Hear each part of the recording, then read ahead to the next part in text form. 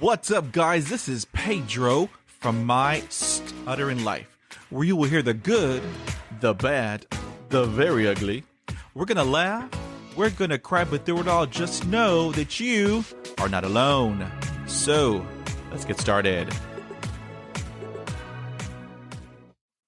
This is episode number 137, and my special guest is Ja Bin. Ja is a doctoral student at Michigan State University. Ja earned her undergraduate degree in English language and literature in Chongqing Normal University in China.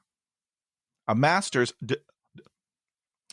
degree in secondary education at Oakland University, and another master's degree in Communicative Sciences and Disorders at Michigan State University.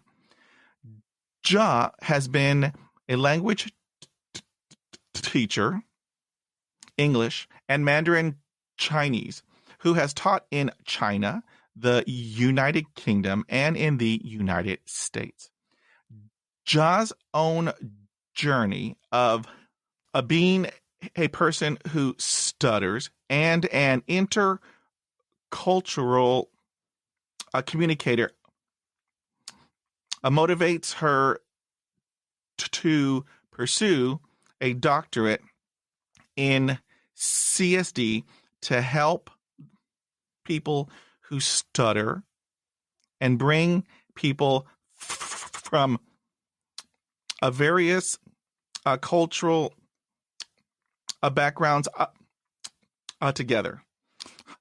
I am honored to have her as a guest with me on the My Stuttering Life podcast. Welcome, Ja Bin. Hi, Pedro. Thank you for having me. Oh, this is a huge honor. Thank you. We have a lot of topics to cover, so let's get started. All right? Sounds good. Okay, so do you remember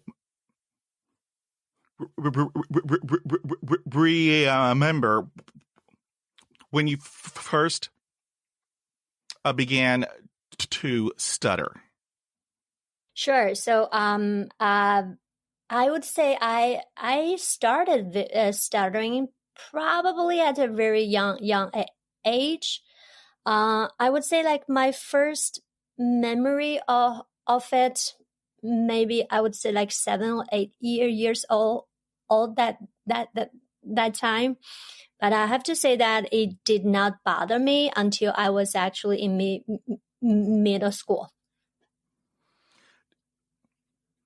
Does it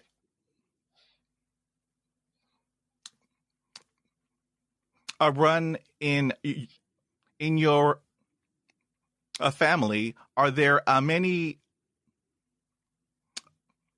family members who also stutter? I'm not sure this is luckily or unluckily. I'm actually the only person who stutters in my entire family. Yep. I hear you, Ja Bin. Okay. Okay. So, have you ever had speech therapy in school? And if you had, was it helpful? So, a little bit maybe background about me, Pedro, is a little bit different from maybe the majority of your guests. So I was born and grew up in China. So during my entire school life, or like after my school life, I never had the opportunity to have any speech therapy. So I was born in the 80s in China, and I was born in a small village, and then my family moved to a small town. So I just feel like because of lack of resources, we have never even heard about like speech therapy. Like even when I've grown up, there's not like a profession there in China that's like a proper profession. There are some maybe snake oil people were saying, oh, we can cure your stuttering in 7 days, or there's something called like corrections schools in China saying, oh, I used to have a stutter, and then I just found a way, and I can cure your stutter in 10 days and hand me your money. So but the entire time I have not had any speech therapy, and I had my first actually speech therapy after I came to United States in grad school when I was 32. Wow. So I want to touch on a little bit, because I have received all of those emails and letters and calls that Pedro, I can cure your speech in 7 days. And so here I am. I was like, no, I don't think so. Because, I tried a long time ago, Jubbing, a long time ago. I tried a voodoo because I was told that if I do this, I will be healed and cured. I won't have a stutter anymore. And so here is what I did. I saw a woman, and she had her business. And so she had me go in and sit on a chair, and she had the claw of a rooster, and she held it over my head, and she mumbled a couple of words. And then she said, I'll go and grab an egg and crack it into a glass. Now, if the yolk holds, then you are 100% all cured. However, if it is broken, then, I'm sorry. And so here I am. I am in my 20s, and so I'm like, okay, so this has to work. This has to work. So she takes the egg, and she cracks it into a glass of water, and the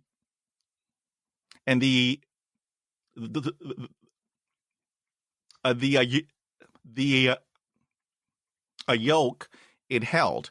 I said, I'm cured. And so I was so happy.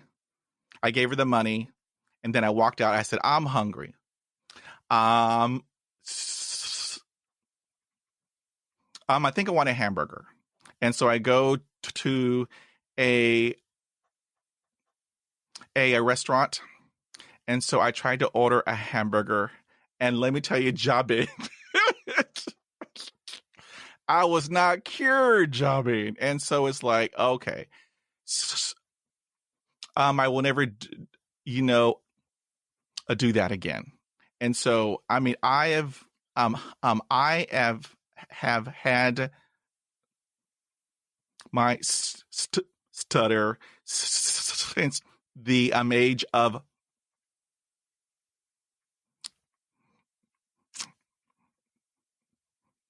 5.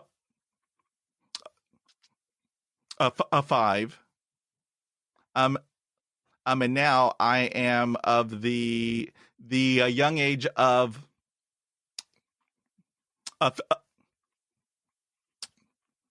53. And so, you know, there was a point in my life, as to where I told myself, I'm tired of being tired all of the time. And so one Yeah. day I woke up and told myself, I love you, Pedro. You have a stutter, and that is okay. I love you. You're hashtag awesome. And when I did that, I kid you not, Jabing, when I did that, a whole new world had opened up. And Mm-hmm. so um, I still get a ton of emails, you know. I mean, Mm-hmm. and so what I do to those who tell me I can heal you, I can have you all cured. What I do now is I block and I delete. Mm-hmm. Because I know who I am and I have a stutter. It doesn't define who I am. It's just what I have. And Pedro is awesome. And I love Pedro. So yeah. Yes. Yeah. Yeah, I think like your journey, probably I would say a lot of people who study is especially when we reached a certain age, like we went through this kind of like from self-denial, trying to find a cure, and then you finally realized like fighting is not the way, and then you found your way out, and like you what you are doing, Pedro. You used your journey to help uh, other people to get there sooner. So I I just feel like, to me, I share a lot of the struggle you mentioned. A lot of people who stutter, when you are born with something that is socially stigmatized, that you were in a way suffering from this condition since you were 3 5 years old, and nobody is on your side, and everybody is trying to tell you every single day the way you are talking it is simply wrong. And I do think like stuttering crushes a lot of people, crushes a lot of spirit. So that's what I do feel like our conversations here, like Pe, Pedro, the work you're doing here, just by sharing. Like now, you probably recall that's a curious story with this sense of humor, right? We can laugh at it now, but I can totally see, like, because I was the same way. I was looking for a cure. I would sell a kidney for Fluency.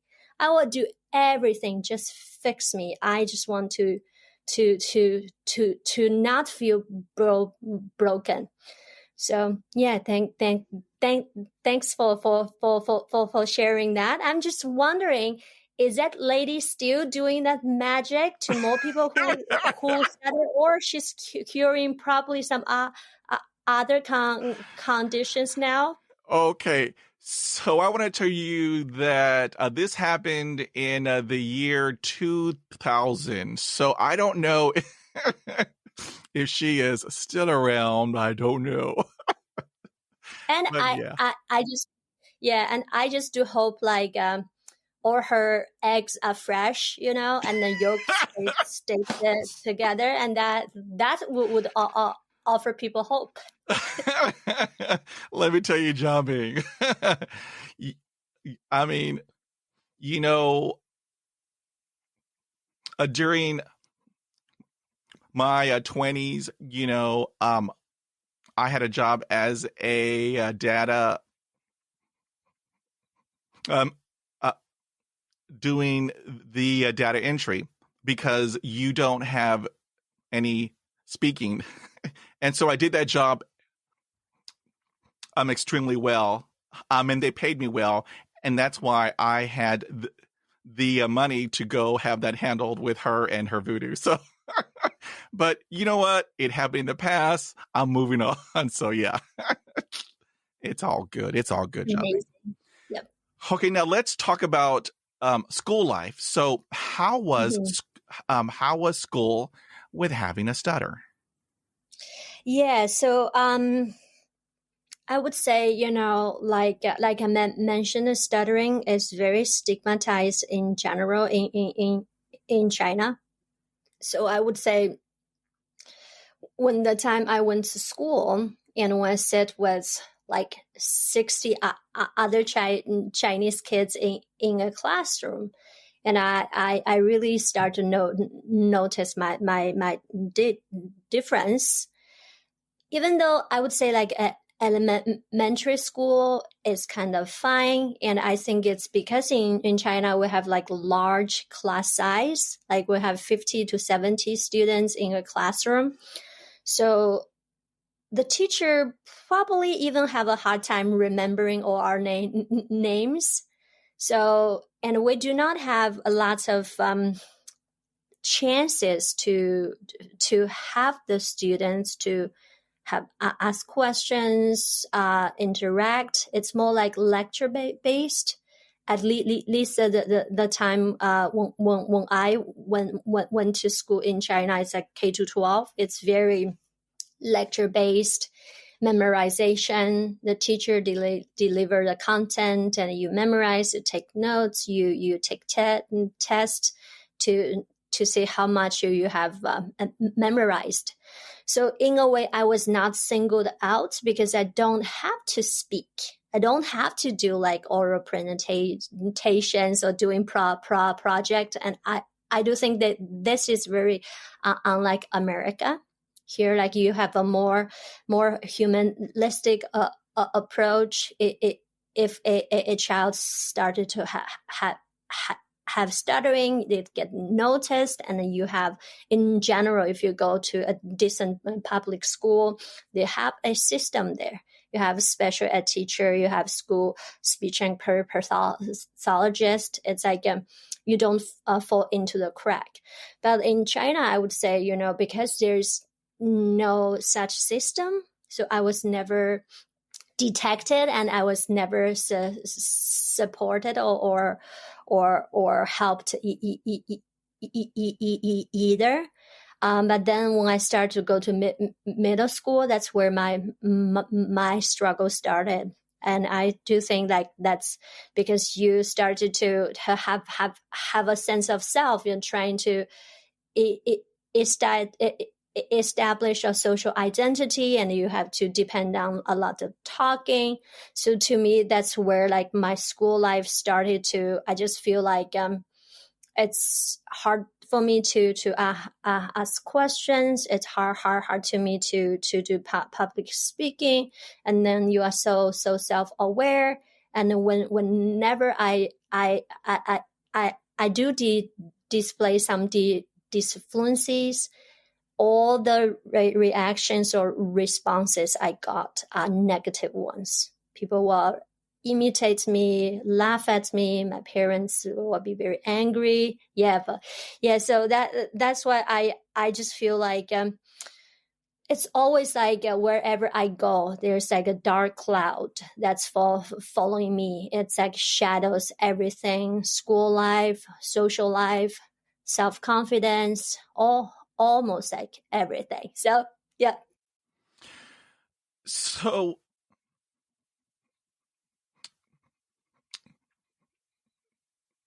I am a little curious.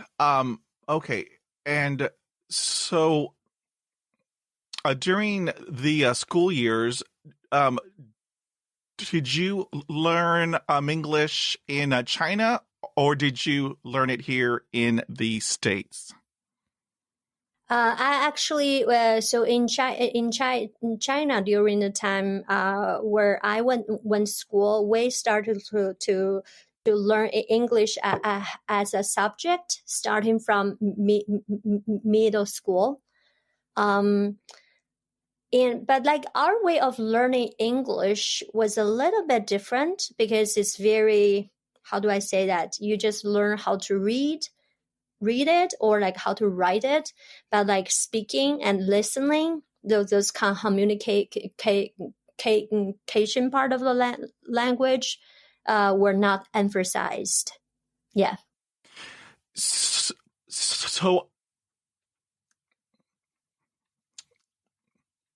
I have a follow-up question. So, having to learn another language with having a stutter,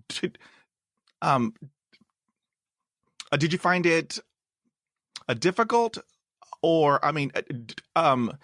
did you have any challenges? I would say actually, weirdly, English came fairly easy to me in a way, because I sometimes think, because I feel very confined with my own language. Actually, I speak a dialect with my family, and when we go to school, we learn Mandarin. That's a standardized Chinese. So I actually, if I can rate my struggle level, like I struggle most with my dialect, because I feel like my inadequacy come from at a very young age. I feel like it's almost like everybody expected me to speak the dialect in a very quick, naturalistic way. But because of my stutter, I wasn't able to catch up with that pace. So at a very young age, I would say, my inner experience. So we talk about like stuttering, right? Like sometimes there are overt stuttering people can hear, but there's an covert side, or the inside experience. So I would say I experience the inner struggle most speaking my dialect, and then Mandarin, and in a way English, I feel like it's a most comfortable language for me to communicate with. Weirdly, because people will say, "Oh, this is a foreign language, right? Like you have to learn it from scratch, and after a certain age, that window will be closed. You have to put extra efforts." So yes and no. I just feel like, to me, because I feel like I was so chained in my dialect, I was so afraid of speaking Chinese with the stutter. I feel like I want to communicate. I have this strong urge to communicate. And learning a foreign language is weirdly, it opens a door for me, because if I try dialect, this way didn't take me far. I speak Mandarin Chinese. I stutter. It didn't take me very far. How about I try English? And weirdly, this language I picked at a later age did take me out of my small world, in a way, helps me to connect to a bigger world. And that's why sometimes when I look back, stuttering, I know, like when I was younger, right? Like I just feel like stuttering is such an awful thing. I just want to get rid of it. I'll do everything. But then when I look back now, if I don't stutter, I'd probably be so comfortable in China, speaking Chinese. Would not even want to find an alternative way to communicate. So. Oh, wow, Xiaobing.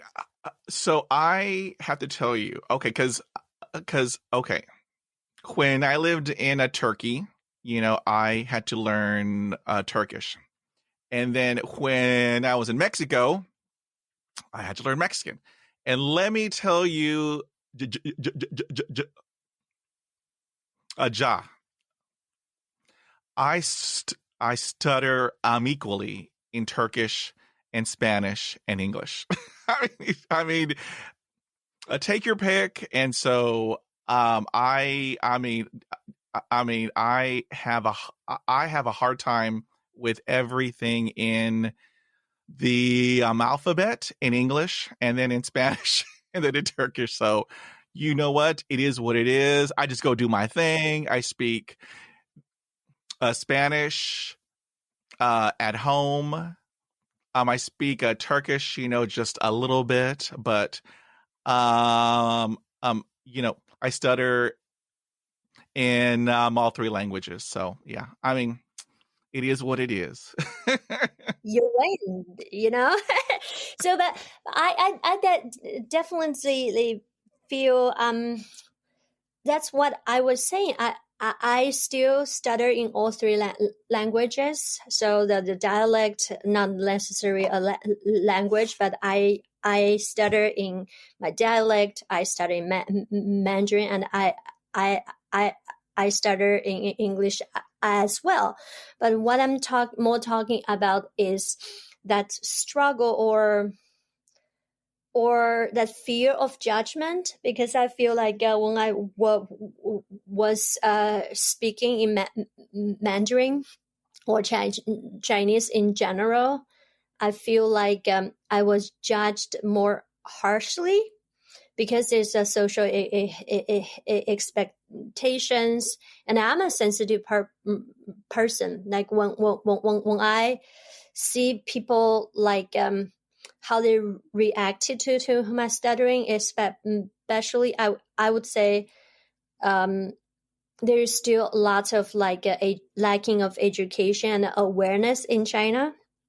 I would say I experience more negative reactions from my Chinese people than the negative reactions in America. And I do think sometimes it's because I have Chinese face. When I start to communicate in English, people will give me more time. And I do think like because of that, that's actually reduced my inner struggle. But when I was like talking with Chinese people, I would say first they are less aware of stuttering, and second I would say it's because they just expect I'm fluent. They have that expectation. To me, I do feel like I have more pressure to speak more fluently in Mandarin than in English. And I do think that's why this is so important for the podcast like yours to educate kids the world that there is a group of people we speak differently, and this group of people, I have to say that no matter in China, in America, in the world in general, this group of people, we were discriminated in a lot of ways. We do face that social stigma. So yeah, so that's what I definitely feel like. And for the longest time, right, it's always falls on the people who stutter. How about you fix your stutter, you talk like everybody else, and then there will be no problem. It's all those like medical mode, like thinking you are broken, fix you, and then everybody will be happy. And now when I look back, it's a system. The system is not built for the people who stutter. It's not built by the people who stutter. That's why it's like wherever we go, you go to school, you enter the workforce, you go dating, wherever you go, you have to like face this block in your way, and nobody is telling you how you can handle that. And I do feel like, the people who stutter, even if you were born in America, less socially stigmatized, but still with all this support, because the traditional speech therapy is all focused on the mouth, the fluency, and did not, uh, study the emotional and psychological needs of the people who stutter, and there's a system that's not built for the people who stutter. So yeah.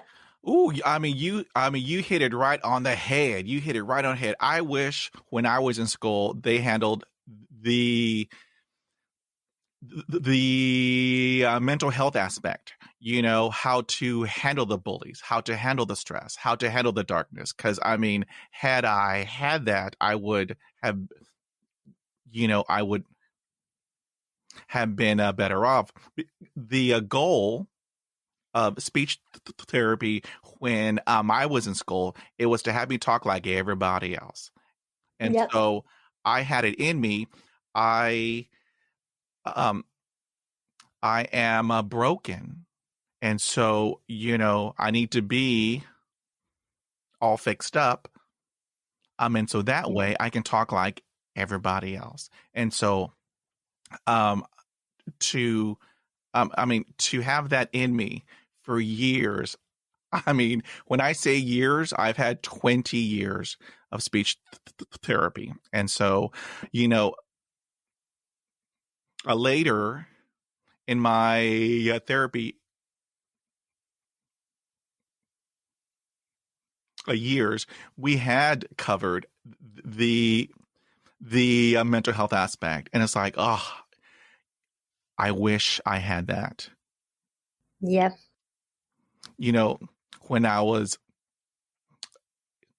5 years old, or 6 years old, or 8 years old, or 10 or 12. Yeah. So, ooh. Okay. So, Yeah. we are going to switch gears. How about we talk about jobs? Because previously you were talking about the discrimination aspect of it.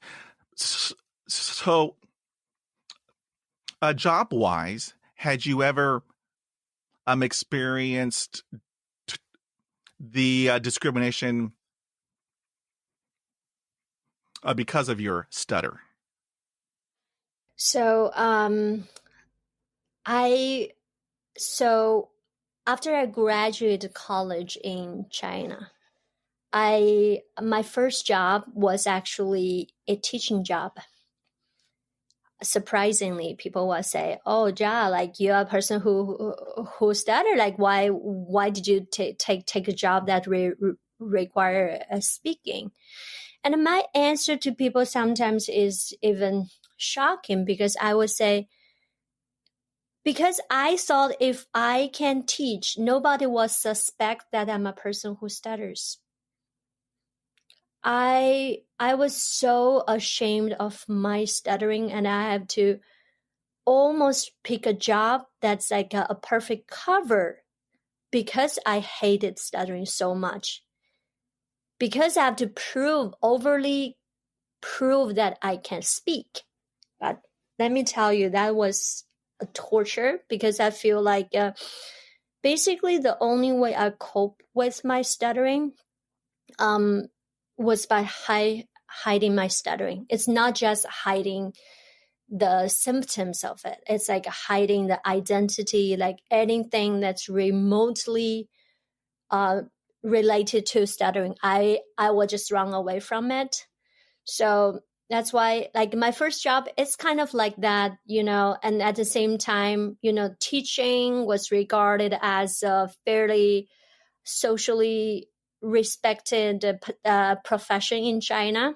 And I would say, especially I think my journey, I'm just a normal human. I feel like I'm just make choices in a way in life. I was influenced a lot by the social conditioning in a way. I picked a safe route. I picked a safe job. I navigate my life by hiding my stuttering, thinking that's what a normal person's life was like. So I basically lied through my way. I just hid my stuttering, never let it out. Like the first thing I woke up before I go to work is we just need to hide it. Every single time you open your mouth, if you feel the stuttering is coming out, switch your words, talk around, pretend you don't know the answer, just don't let it out. So it's been like that for many, many years, but it came with a cost. It came a cost that every day the talking is like walking on the eggshell. And I know that, I can be an okay teacher getting by in China because you basically deliver the lecture and interaction between the students are very minimized. So I just I script myself and get those words out.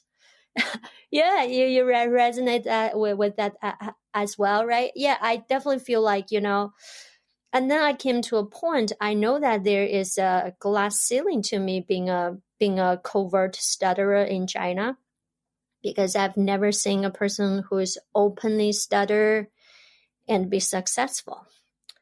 So that's why I actually know that I've been holding that job for like 10 years, teaching high school. And I can already anticipate like seeing my future teaching here, like and then you retire and you can see the end of your career very clearly. That was kind of scary to me too. And I do feel like, like we humans, we make decisions. Sometimes you feel like, okay, I choose this route because it's safer. But at the same time, I do think like one part of me wants to break through that too, because I know that, maybe the safest route won't last for ever, because I was barely doing my job well. I was an okay teacher, but I have no personality, have no relationship or personal connection with my students, with my coworker, because I was playing a fluent role. I'm playing a role the society projects me to play. I did not have a soul.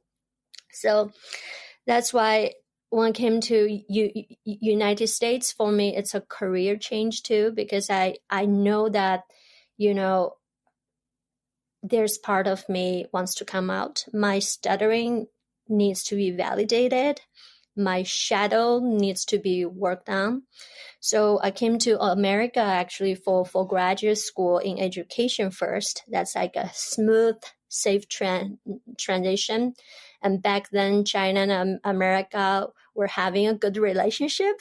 They need more Chinese teacher here. So that's how I actually made my transition through from China to America. And I got my master's in education. I started to teach Chinese at a local high school in America.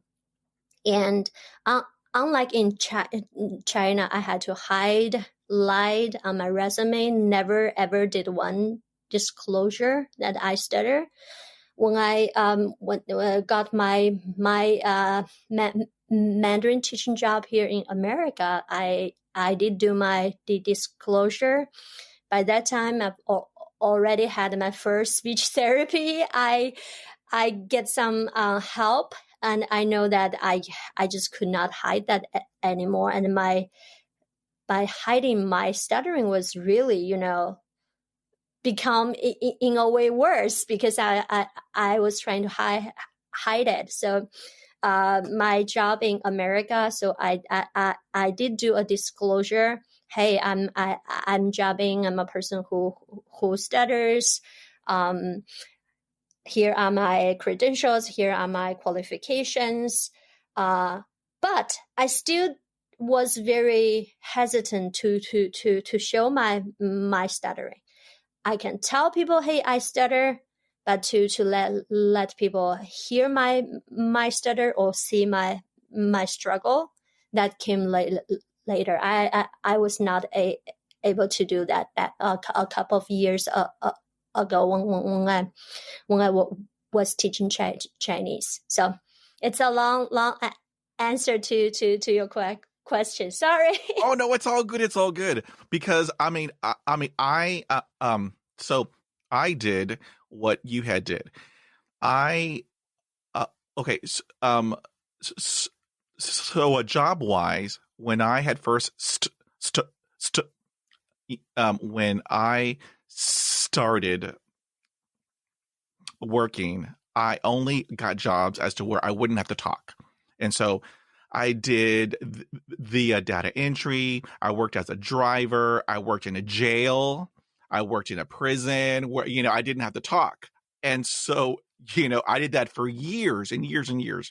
And then after I had my aha moment and told myself, Pedro, you're awesome. I love you. It's all good. You just have a stutter. It's all good.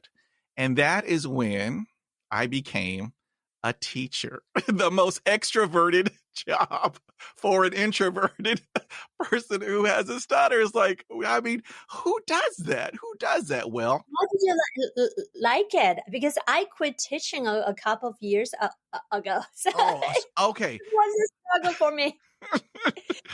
Yeah. So here's how it all went down, Ja. Here's how it all went down. Okay. So there was a job to hire for a teacher. A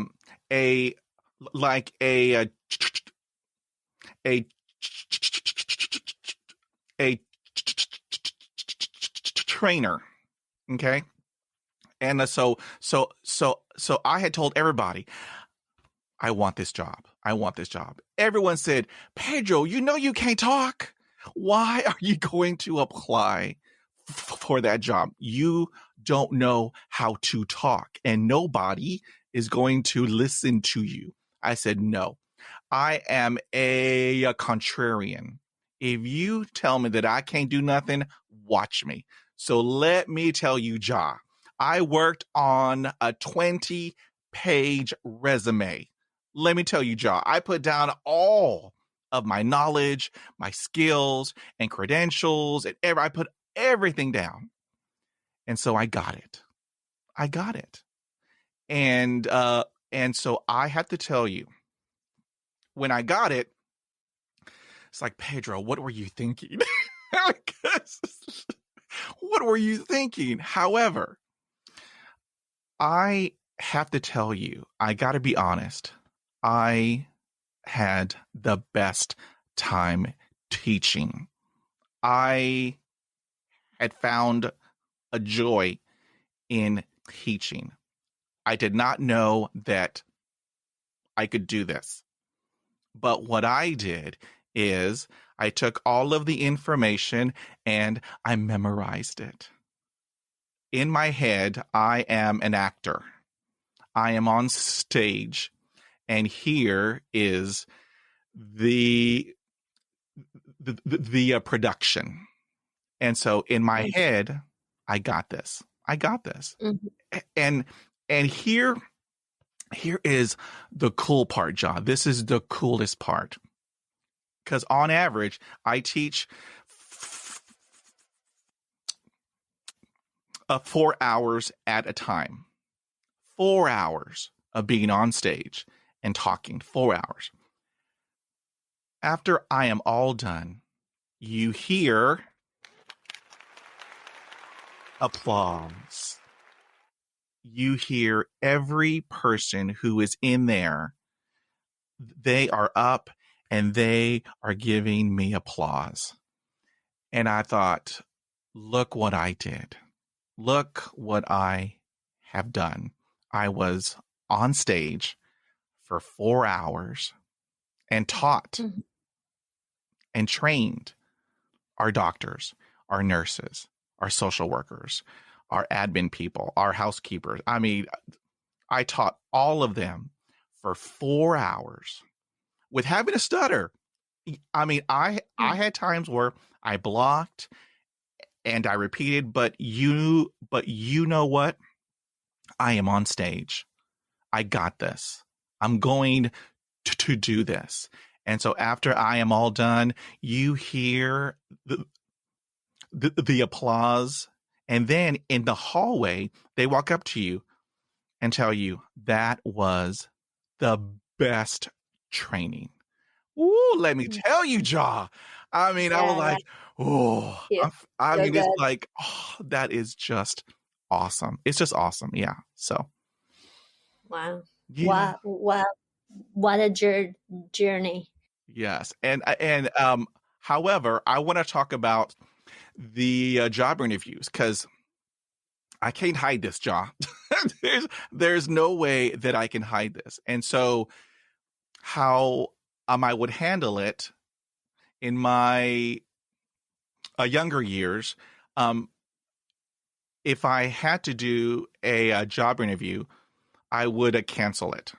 I mean, because, I cannot hide this. I was hoping that all based on my resume that had everything and the job application, I would be hired. However, that only happened like half of the time. Mhm. However, after I had my aha moment, here's how I would handle the job interviews. I would walk in, and most of the time it was a panel job, not one person. There were like 4 or 5 people, and so I would walk in and tell them, "Good morning.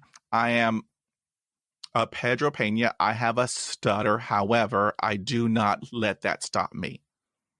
And and then I would take my chair and then handle the job interview. And so, I mean, um, after I had disclosed, I got it out there. I got it out there. It's all done with, and now I can focus on what I have to answer. And so that helped me out a great deal.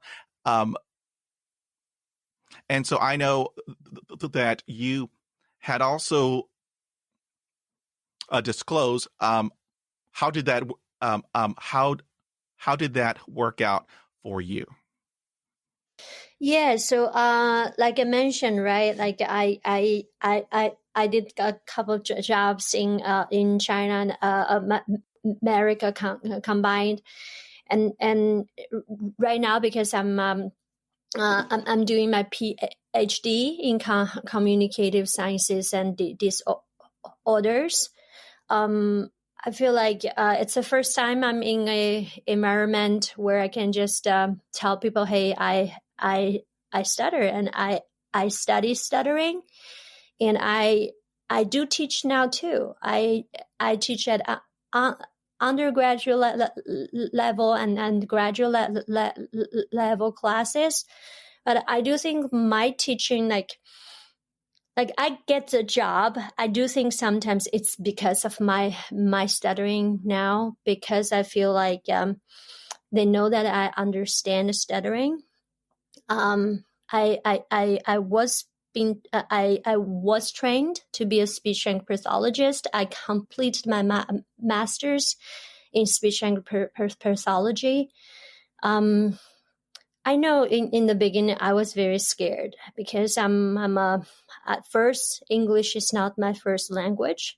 Plus I have a stutter, and now all of a sudden I have to go to all those placement. I work at schools, hospitals, and I have to treat people with speech or communication disorders. I definitely feel like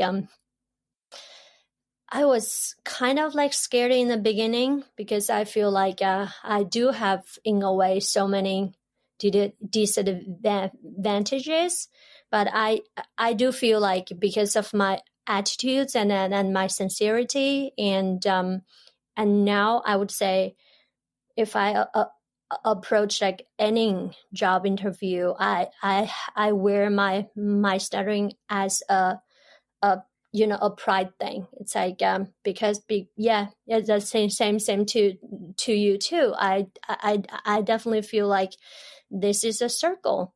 It's like I denied myself for many years. Like Pedro, you had your aha moment. to me, it's not a moment. To me, it's more like a journey, just little by little, day by day. That dark cloud I had since I was 5 years old, it just becomes smaller and smaller. And now when I do go teach to a class, I disclose my stuttering. And sometimes I do think, like I use my stuttering a little bit too, because I teach speech and pathologists, and I say here that this is a stutter. You better get you used to it, because in the future, well, you'll treat the clients with stuttering. So definitely, I feel like now it's almost like I have a reason to stutter. Like my stutter, it's not something I should be ashamed of. We should be ashamed of. It is what it is. It's not something I asked for it. It's not something, I had a choice before. But now I definitely feel like, yeah, for the job interview, I came to a point, I know that if I'm not authentically me, I would not do a good job. I just survived. So now I think my value changes a little bit more, because when you were younger, you're trying to fit in, you're trying to read who are in the room, like who are the people who are higher than you. You're trying to follow all that, right? But I definitely feel like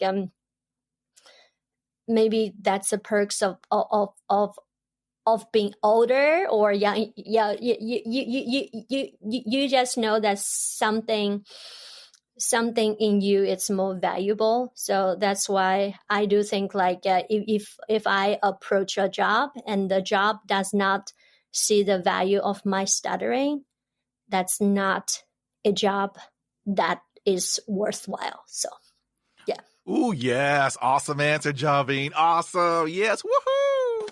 We got this. We got this. All right. Okay. And so now I want to talk about what happened in COVID, because in COVID,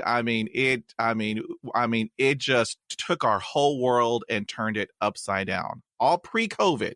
In pre-COVID, I was doing awesome at my job and talking to people and interacting. And then here comes COVID in March of 2020. And then I was told, here is a headset, here is a webcam. And so from here on out, you will be working from home. Um,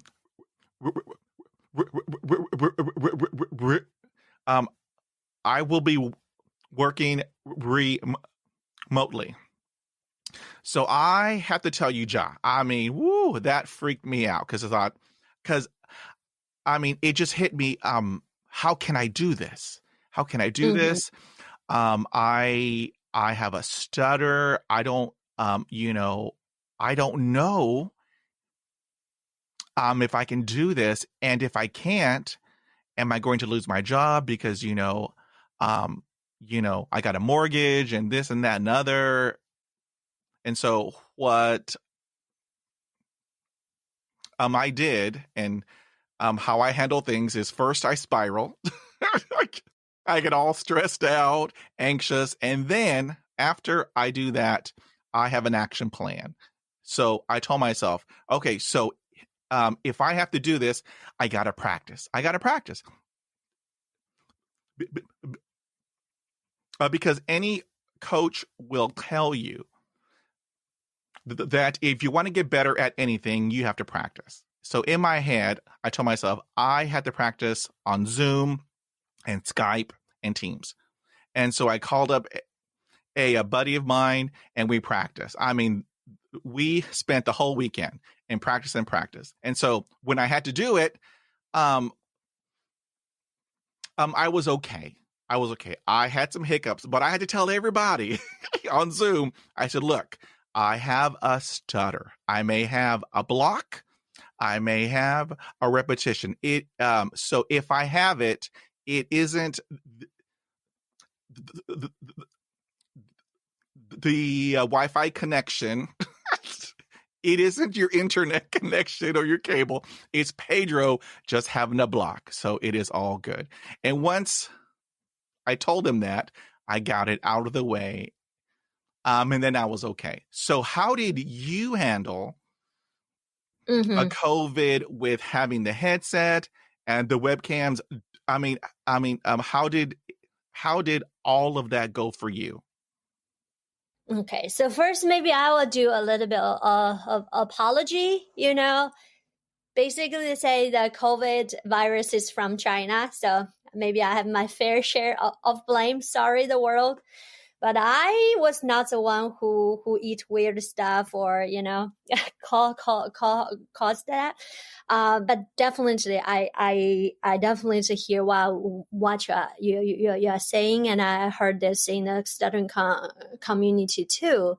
Feel this creates this barrier between the people and the world, and especially when we're on a Zoom meeting or a class, and you have the people who stutter feel like how do I jump into the conversation, because a lot of times when the class discussion it's going on, it seems like it's harder to just mute yourself and to speak. And I hear this from a lot of people who stutter too. Said, I see myself like I got stuck, and I hate to see myself stuttering there.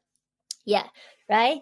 So I definitely feel like, to me, it was difficult in the beginning. It's just feel like, oh my God, I'm just like being grounded in my house, and all my classes are online. Yeah, and you have to sit in front of a computer for hours. And how do I unmute myself and start speaking? Especially, I feel like for the people who stutter, you it's like you have this mirror right in front of you, and how you communicate, and the time pressure. So definitely, I would say in the beginning, it was really challenging. But actually, for me, something good came out of that COVID time. I was actually started to connect with a group of Chinese people who stutter. That's the time I actually started to do online support groups for my Chinese community. I think it's before people are fairly new with the new form of communication. It's like if you have an MSL meeting, you just meet in person. If you don't have it, you don't have it. But I do think like during COVID time, actually people trying to find alternative ways to communicate.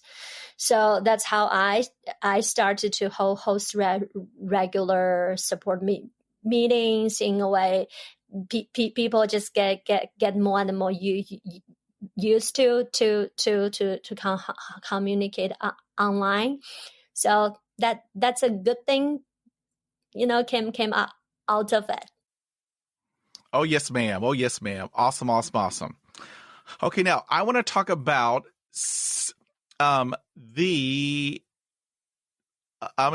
okay, so I call it having a crutch or a tip or a trick. However, it's the term is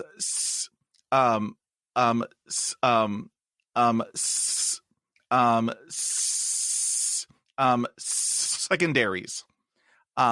So if you are having a block or whatnot, do you do anything to help you get out of it? Like what I may do is, I may tap my head, I may look up, or have my eyes closed. I don't know why, but it's what I do to help me get it out. Do you also do that? I'm curious. So I would say now, if I have a starter like what we're doing here right now, what I'm working on is more like to let the starter out rather than do something to suppress it, or the things you call the crutch. Because I think, like for people who stutter, I think when we started to develop stuttering, it's like naturally we do something to do not let it coming out. Like you were saying, right? You can call it crutches, or you call them techniques whatsoever. I definitely feel like I went through that path as well. Like just you use all kinds of things to just trying to suppress it. But now I would say I do not use too many crutches, but it's more like to let my stuttering happen more naturally. I will probably have a more overt stuttering. I will have more repetition. But my inner experience, it's like I stutter more outwardly, but I feel like less like pressure is built up inside. So yeah. Okay. Thank you for that. And so I also want to ask you, do you have days where everything just all comes out, and there are days when nothing comes out? Do you experience the phases in your speech? I'm curious. Oh yeah. Oh yes. Stuttering is all organic. It has a life of its own. But I do know that sometimes if I have like a lack of sleep, or if I go through more stress, speaking is just naturally more difficult. So I guess this is just a variability of stuttering. So it's yeah, it's organic. It is. It is. It just happens when it happens. Yep. Okay, now. Yes. Okay, so I now have a hot topic question. It's a hot topic. I mean, woo, when I ask everybody on my podcast, all of the answers are split right down the middle. But I respect everyone's answers. Okay. And so now I want to ask you this hot topic question: jobbing. So here it is. Are you ready? It's hot. It's like super hot. So here we go. All right. So do you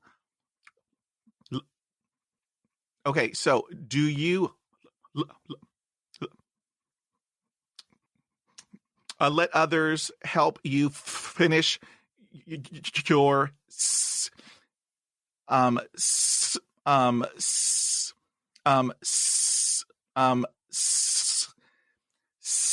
sentences? Not anymore. Yeah, I used to, but now I'm just like, now I do tell people, if they did finish my sentence, I would just let them know, hey, just do not finish my sentence.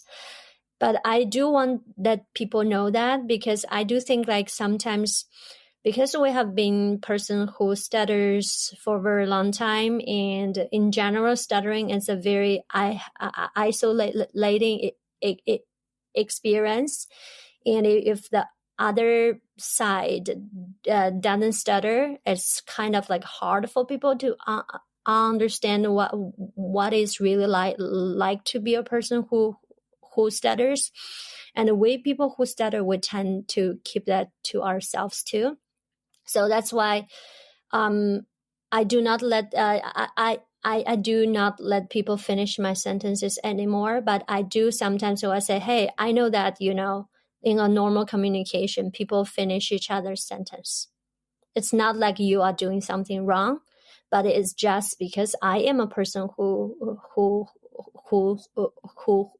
stutter. It is important for me. So I do think this just happened maybe yesterday when I was at the gym and I was talking to the person who works there. He finished my sentence. I say, hey, I just don't want you to finish my sentence. I know people do that all the time.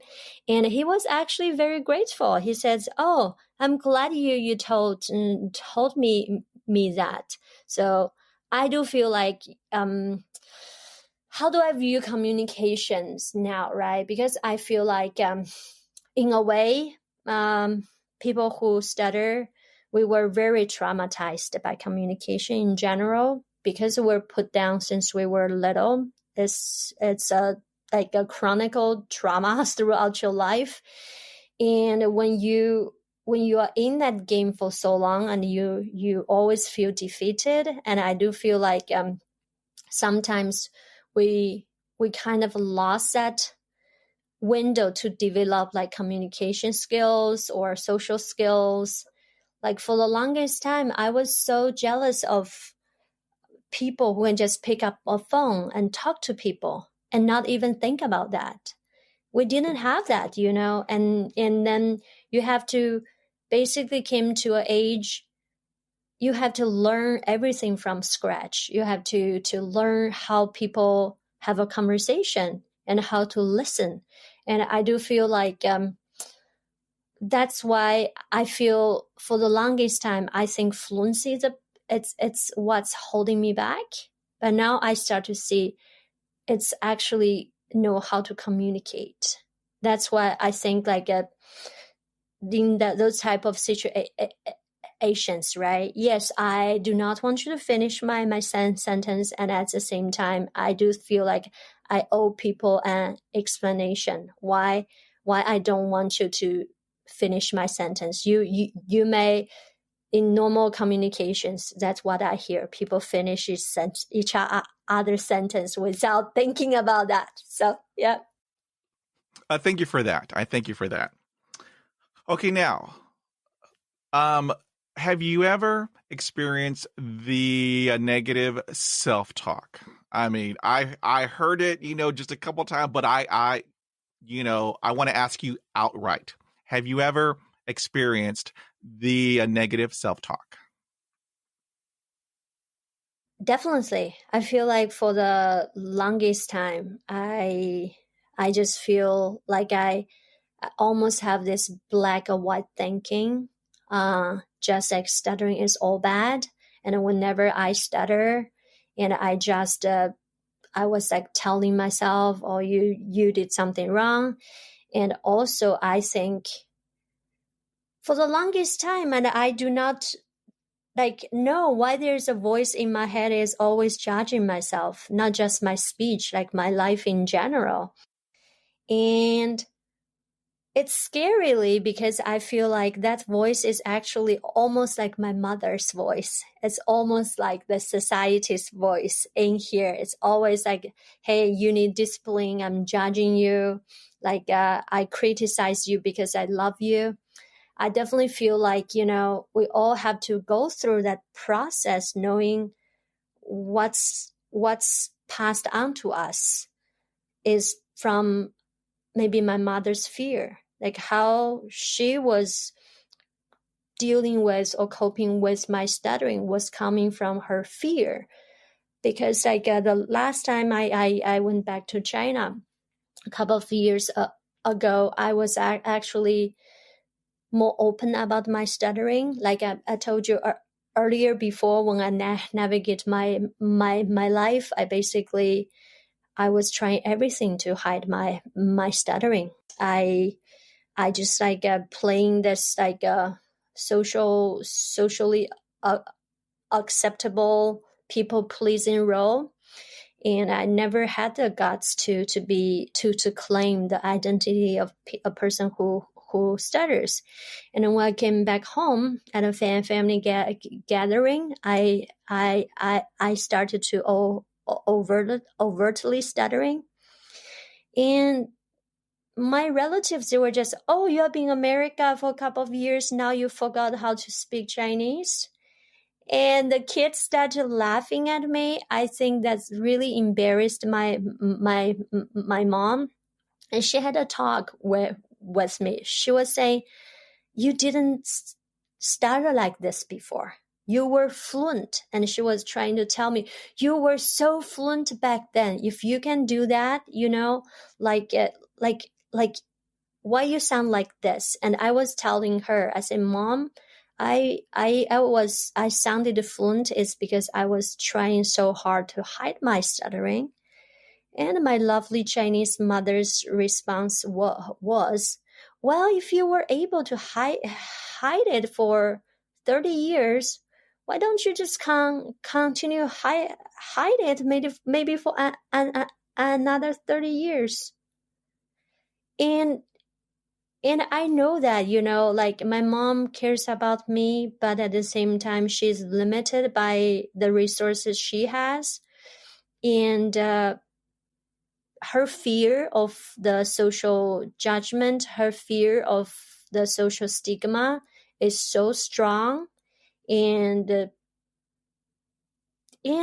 that's how I was dealing with my stuttering the entire time. I was thinking I was doing something wrong. I was so afraid the society will judge me less because of my speech. That's why I use that fear to cope with my stuttering and cope with my life. So that's why I think that's negative talk. That's actually coming from that fear, that fear of everything. And you think, if I am negative enough, if I can just scare the stuttering away, and then I can just overcome it. But now both you and me, through our painful long-term journey, fear can just take you so far and at a very high cost. So. Oh my God, Xiaobin. Ooh. Wow. That was a hot topic. I'm telling you, know? that was like, super hot. And Yep. so I have to tell you, I had that voice. I mean, for such a long time. He popped into my head when I was about, I think, 6 years old, and so he is still in my head. However, when I had my aha moment, I gave him a name. I called him Oscar the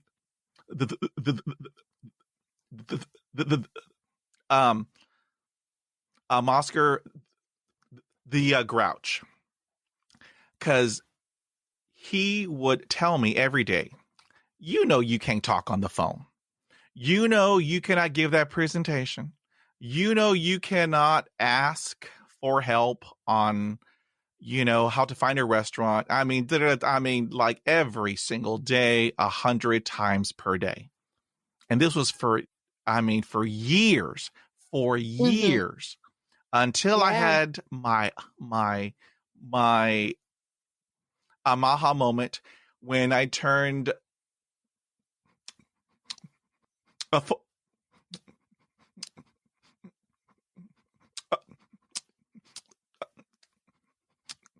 40 years old. I had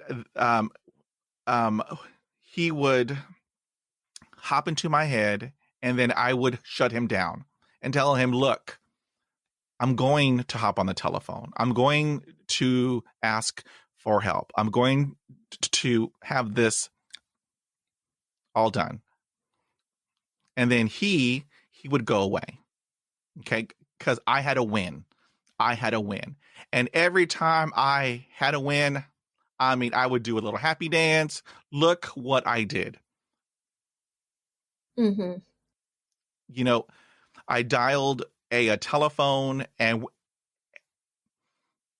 spoke to a human being and was asking, how to do da da da da da, and I did it. Yes, I did have a block. I did have a a, a, a repetition. However, I did it because I still have him in my head, and every now and then he pops up. However, when he pops up, I shut him down. I'm gonna do it anyway. I don't, I don't care what you say. I know I'm awesome. I know I'm awesome. I'm going to do this, and then you know, if I have a stutter, oh well, I will just I'll stop and take a breath and go on. And that's it. And so, yeah, but he's still in here. However, whenever he pops up, I shut him down. Yeah, and I do think, in a deeper level, or, like, I do feel those negative voices, or the the the fear that was there. In a way, if we try to understand them, they were actually in a way trying to protect us. In a way, that's more like a safety behavior. It's like, don't go talk, don't speak, because if you do speak, you're going to embarrass yourself. You put yourself in that fire. It's that so-called negative talk. I definitely feel like it was trying very hard to protect us. But I do think like it's almost like this protection, this talk that holding you back, that protection become a prison. And I do think, yeah, it's because that's a self-built prison. It takes yourself to break it through.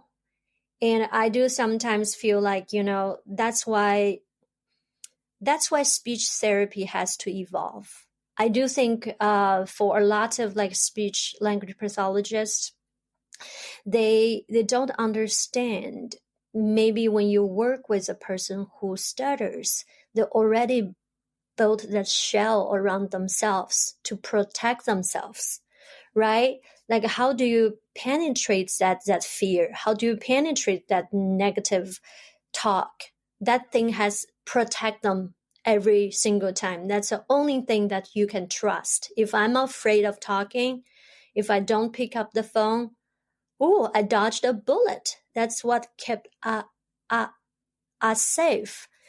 That's why I do feel like Pedro, you interviewed a lot of amazing people who stutter, and I do hear this like shared theme is like, yes, we all can carry this fear, but where do you reach to a point? Your courage is stronger than your fear. The force to break through that prison, it is stronger than the urge to stay in that prison, right? That's why I feel like for the speech therapist, there's so much for. That's why I love stuttering. I feel like the best speech language pathologists are the ones who understand stuttering, because it's so many levels. It's not just verbal, it's emotional, it's psychological, and it's social. That's why I do feel like unfortunately stuttering is the least favored topic of the entire speech language pathology field. It's because of that multi-layered, its complexity. But I do feel like, in your interviews, or this is a human journey. I do feel like, through this stuttering, the lessons what we have learned, it's like the things we do, it's just what a normal human develop to cope with stuttering, no matter you were a child who were born in China or who was born in America. It seems like our coping strategy are so the same, that fear in the head, that's worry, and all we have this innate good. We want to be good. We want to be liked. We want to be successful. We have all this like shared human journey. So Oh, that was awesome, Jabin. That was awesome. And here, I don't know if you know this, but there are a couple of colleges in their speech pathology programs where they have my a podcast on their what's it called syllabus, to have them hear all of these awesome people from all over the world. And so when I heard that, oh, I mean, my heart, I'm like, here is the power of our community, and here is the power of a podcasting. And so, I mean, I was like, I felt so honored and blessed, and like, woohoo, a win for us. Oh yeah. Okay, so here is a head scratcher. Okay, so if you are alone,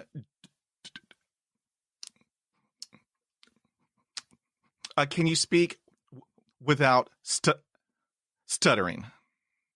I would say in general, if I'm by myself, I don't speak to myself. So, but if I do, I am by myself. If I'm saying things or read something aloud, I think mostly like I am fluent, but occasionally I do get stuck on some words depending on the day or how I feel. But definitely I feel like it's more like if I'm by myself, I don't have that pressure of like have to be fluent, or I have that pressure have to speak in a certain way. So. All right. Awesome. I thank you for that. So here is a deep question I ask everyone on my podcast. All of the answers are split right down the middle. However, I respect everyone's answer. And so I want to ask you this. So do you consider stuttering as a disability? That's a very good question. I would say it depends. I would say if you had this conversation with me a couple of years ago when stuttering is holding me back in every aspect of my life, I definitely feel like in a way it was a disability because it caused me have these limitations. It limits my participation in life. It weighs on my decisions. But at the same time, I do think like a stuttering itself, it's a spectrum. Some people stuttering is more milder. Some people it's more like profound. It's a huge spectrum. And also I do think like it depends on the individual, because some people you do not hear them stutter once, maybe in a 2-hour interview, but they're scared to death that they are going to stutter. They have that inner limitations, right? But I don't think, I haven't looked up too much like by law is stuttering being listed as a disability, or they probably need like Asian to see how much is somebody's stuttering gets in their way, or like in your education, in your work, or like how much it limits your life. So that's what. But to me personally, I would say for the longest time, yes, I feel inadequate. I feel like I am disabled by my voice. And it's still sometimes I feel like some days I could not talk. It's still like a disability to me. But some days it's better. It does not get in my way. And also I do think like sometimes the people who stutter, especially like I can share a little bit about my understanding about disability. So I would say growing up in a developing country, disability is still a highly stigmatized word. And when I was talking to my Chinese community who stutter, and they were intentionally not to be associated with disability, because they will just say it's such an insult. I don't want to be identified. It's because it's a huge social stigma, and like a disability, it's almost like such a bad thing. It's like it carries that shame, it carries that limitations. That's why the people who stutter don't want to be even more discriminated against because of their speech. And then I came to America and I was taking some disability class. I definitely feel like from a humanistic approach, like disability it's not necessarily a bad thing. It is the statement in my disability class, the instructor, she said something that struck me that I was never thought of. She was saying to the class, at one time in anybody's life, you will experience disability. And that was very profound, because I think if you look at the human life, even by aging itself, fingers crossed we didn't encounter accidents, but just by aging itself, you started to lose your bodily function. You will, if you are granted with old age, maybe you will experience some like physical disabilities. It's like that's something we cannot escape from. And that class, by taking that class, she really makes me think like how I actually it's like this disability, it's not like something we need to be stigmatized. It's a shared human journey. You want it or you don't want it, you have to face it. It's like life. It's like you were born, you were given a life, and all of us have to face at the end of this life disability, maybe all the way to death, and those are inevitable things.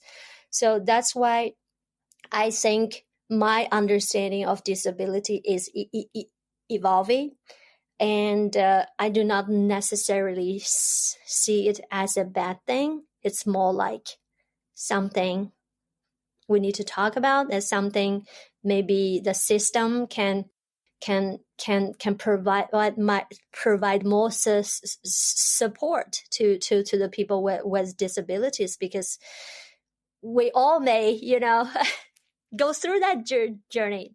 I'm not trying to sound pessimistic, but it's just like how I learn, and this is my process of learning. So that's a long answer to a short question.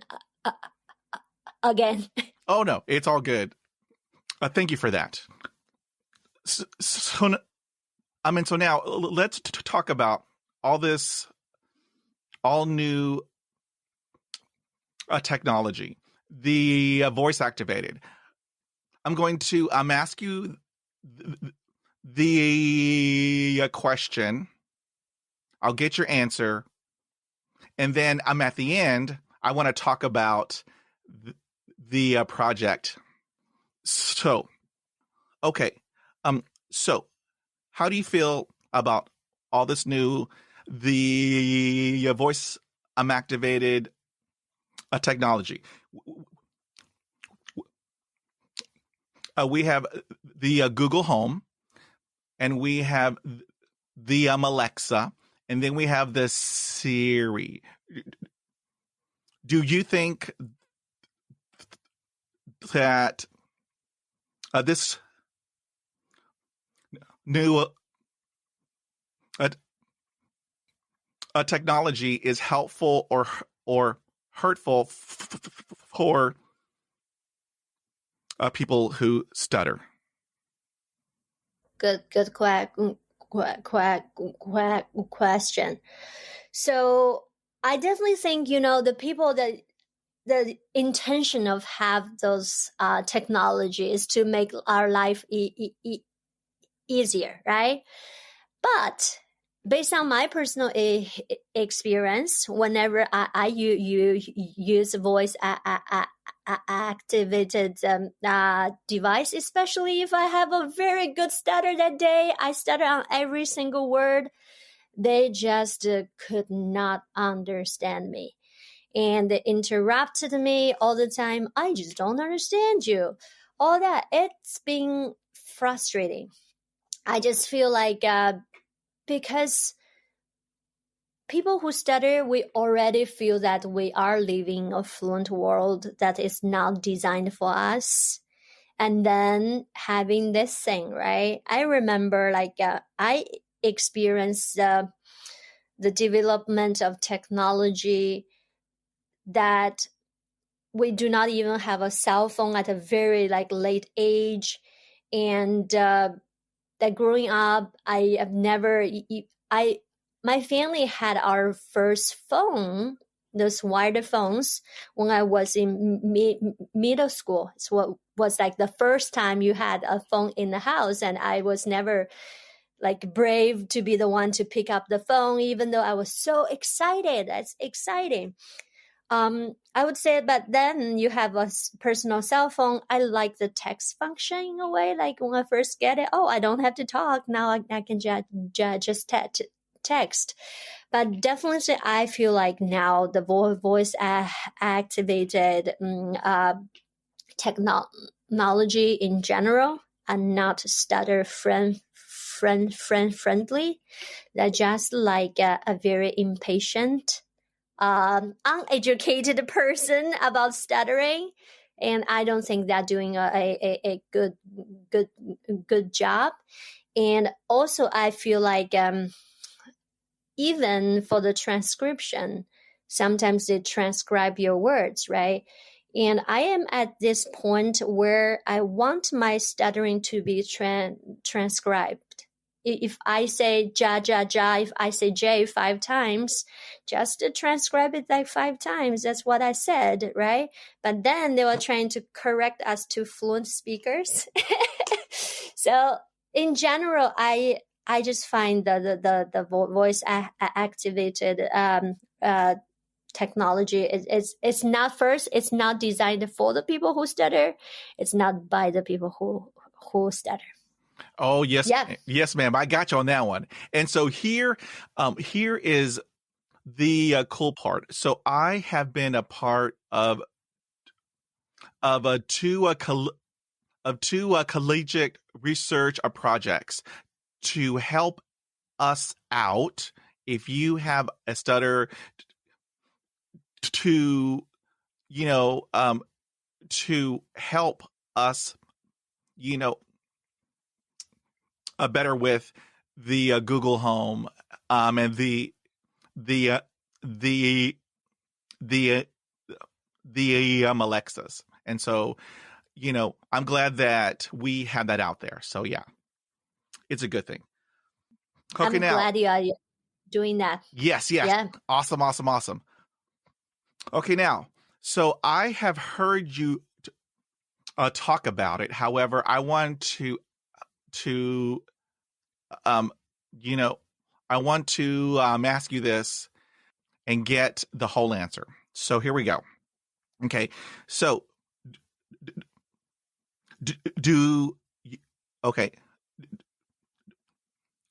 Do you think that it is okay to stutter, or is it important to keep chasing the to keep chasing the fluency? Good question. Before that question, I do want to add one thing for the voice activated AI. I do want to let you and your audience know too. So I'm right now a doctoral student at Michigan State University. So I work for the Spartan Stutter Lab, and our lab director is Dr. Jake Scott Yares. So we recently were granted for a phase 2 grant from National Science Foundation. So this is a group project led by Michigan State University, and we have a few. We have Dr. Jake Scott Yares from our department, and we have Dr. Nihar Patra, Dr.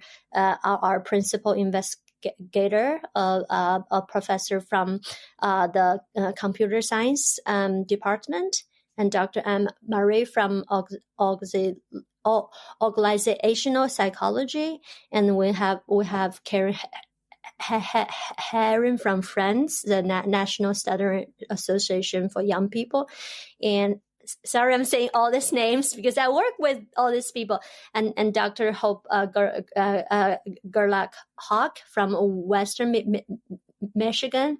So this project, as I shared, right, is trying to improve the voice AI. So the project, it is called Heard AI. So I'm looking forward to maybe discuss more with you, Pedro, because right now we are trying to collect the stuttered speech and use a real life stuttered speech to train those voice model. So I'm not on the technology side, but I'm more like a team member. So I'm very grateful because at least we know that organization like National Science Foundation that invested. This is a $5 million project, invests money to tackle the struggles for the people who stutter. I just feel like the project itself, it gives the people a little bit encouragement, feel that, even though we're the 1% of the population, so now we do have project like this trying to help us. So that's just what I want to add, and then I can continue with your last question. Okay, awesome. Yes, I mean, so I'm at the end. I want to talk a little bit more because Heard the AI app. I mean, that is going to be awesome. Okay, so just hold right there, and then I'll go back to my other question. It's all good. Okay, now, do you think that it is okay to stutter, or is it important to keep chasing the fluency gods? It's absolutely okay to stutter. But if a person who stutters wants to chase a fluency god, I would not stop them for doing so. I stopped it, but I do feel like, everybody who stutters has his or her own journey. I do think like, yeah, right? So we are here, we serve as their mirrors, maybe showing them what's working, what's not working, chasing the fluency god definitely did not work for me. Maybe I'm just too coward. Maybe I'm just too, helpless or hopeless. But yeah, I stopped chasing the fluency God. Ooh, okay. So I had to tell you. Okay, so I um so okay, you currently you are my twin. And here is why. Here is how I live my life. I've had 20 years of speech therapy. I used a bunch of devices and computers and breathing apparatuses. I tried the medication route. You know, I did the voodoo. I mean, I have done everything. And so for Pedro, it is okay to stutter. And we are all different. If you have a journey of to have a device or take a pill or or whatever to help you with your speech, I am happy for you. You go do what you think that you have to do. I am here to help you and support you however that I can. But as for Pedro, it is okay to stutter. I know I'm awesome. I know I am woo woo. It's all good. I just have a stutter and that's it. And so, but I mean, I know that you are awesome, Jubbing, and then I'm awesome. So yeah, it's all good. All right. Okay, now, so here is a question that it might make you cry, but it's all good because I'm here. Our space is a safe space. It's all good. So here is this tough question. So what advice would you give to your younger self? Now you warned me I'm going to cry, so should I cry right now? Okay, here's some tissue. I got you. Thank you. I know you are scared, John. I know it's not easy to be a person who stutters.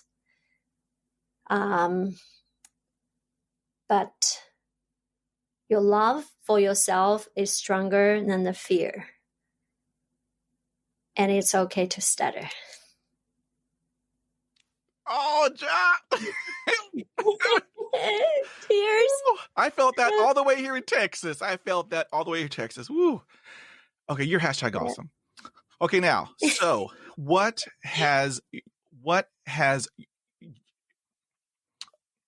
your stutter taught you?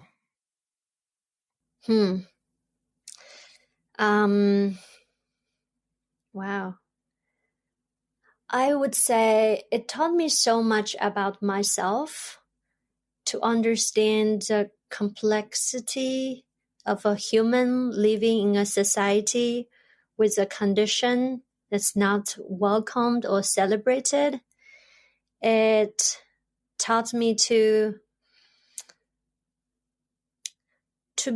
be brave enough to embrace the uniqueness. It taught me like life is not always like, peaches and roses. Maybe I said that phrase wrong, right? But I believe in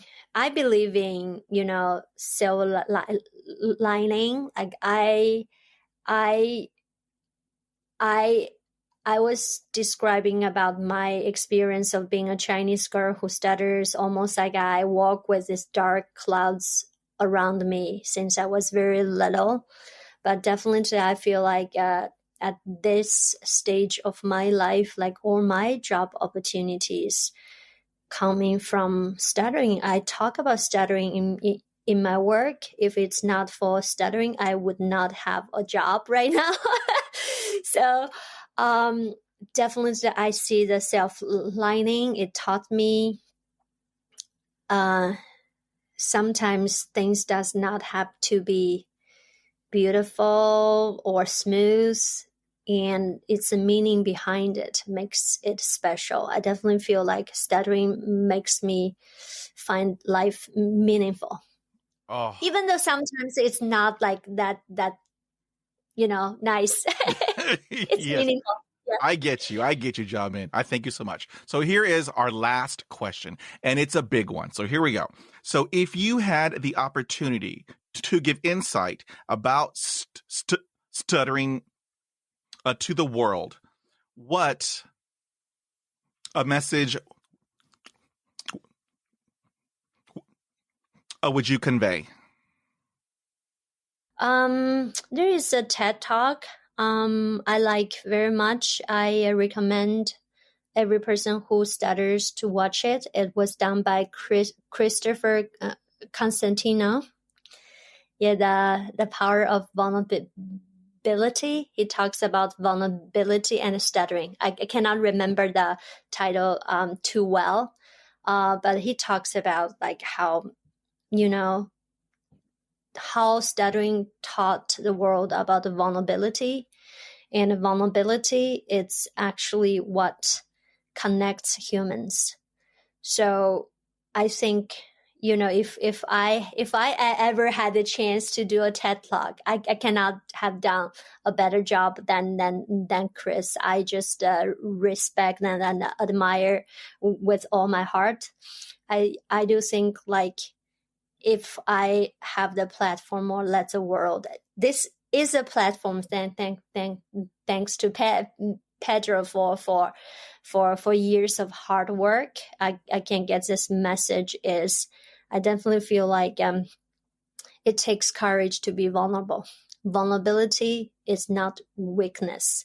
And I want to the world to know that, especially the world we live now. It's still like whoever has the biggest muscles has it all, right? And so the strength does not have to come from the muscles. The strength comes from the heart. Oh, Yeah, I love that, that's my Jiamin. message. I love that. I love that. And I had him on my podcast. He is phenomenal, phenomenal human being. Ah, It's my hero. Yep. we Yep. love him. We love him. Okay. Yeah. So now, herd AI. All right. So I heard you talking about the next stage. How long until it comes out? Yes. So the project we started last year, and 2023, that was phase 1. So and now we have started like phase 2. So phase 1 is more like the launch of the project, trying to bring the team together, prepare for the phase 2 is actually the production of the app itself. So the phase 2 is 2 to 3 years. So where we are right now is like we started to we will be starting like connecting the stuttered speech sample very soon. Now we do have like some data, but we want to like increase data sets samples, connected different real life stuttered speech in different situations, and then you use that to test the model, and then to move from there. So it's a very like multi-team, very intricate process. So my role in that project, it's more like to build the bridge between the stuttering community and the and the technology side, and also because like I have connections to the international stuttering communities as well. Yeah, so like I myself, I lead the Chinese stuttering community, and we're thinking in the future this voice app is not just for stutter speech. With all types of like speech differences, even maybe a person with a foreign accent plus a stutter, like a person like me. So we want to basically increase the accessibility of voice AI. So fingers crossed for this project. Like I mentioned, I'm very thrilled for this opportunity. How, I would come back to tell my Chinese mother if it's not for my stuttering. If I kept hiding my stuttering, Mom, I would never get connected to all these awesome researchers. Or I would never get a chance to be interviewed by Pedro, the stuttering life, if I don't stutter, right? So, and I'll tell my Chinese mother, there's no need to hide stuttering. It's okay to stutter. Oh my God, Xiaobing, you are amazing. You are amazing. Pedro. You are hashtag awesome. You are awesome. And I just like how the positivity and the energy you bring to this podcast. I love it. Yeah. Yeah. We have been talking for almost 2 hours, and I am eternally extremely grateful because you are a bright light in our community. And so I want to tell you, thank you. This was a huge honor. Huge. You have, I mean, I have been extremely nervous all week long. I said, I can't wait. And so, it is a huge honor. And I am eternally grateful to have you on here and talk about this awesome herd, the AI app. Because to help us out, that's huge. And then it is awesome. So now, okay. So how can my okay, so how can my global listeners reach out to you if they want to make a contact with you? What would be the best way? So you warned me. Now I'm going to receive so many emails and messages, all over the world, ma'am. 131 countries on 6 continents. I love everybody. Yes, ma'am. Woo. I probably need to hire a secretary now to just handle the emails. So I would say emails is probably the best way for me. I am going to be more like a active on social media, but right now, because I need to focus on my PhD, my God, that's like stuttering is not even my biggest stress at this point. So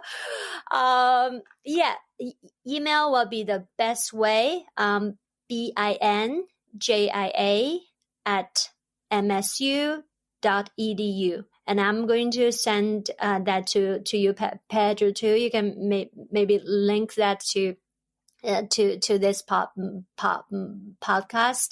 But I just want to say thank you so much, Pedro, for doing this work.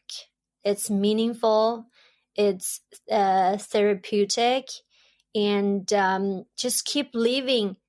Just not. I think I have a suggestion for the title of your podcast. It's called My Stuttering Life, but you should change it to My Awesome Stutter Life. My Awesome Stuttering Life. I just love like how awesome you are and how awesome this podcast is. Oh, I thank you.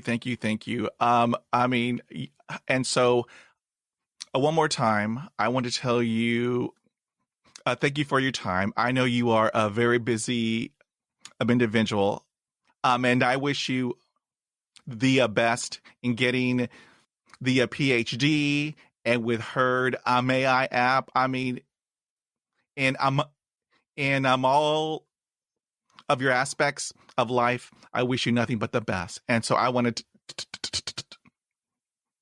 to tell you, thank you. You are truly awesome and a bright light in our community.